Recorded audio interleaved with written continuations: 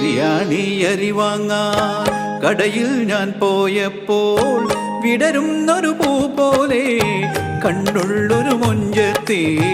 ബിരിയാണി അരി വാങ്ങാൻ കടയിൽ ഞാൻ പോയപ്പോൾ വിടരുന്നൊരു പൂ പോലെ കണ്ണുള്ളൊരു മൊഞ്ചത്തി.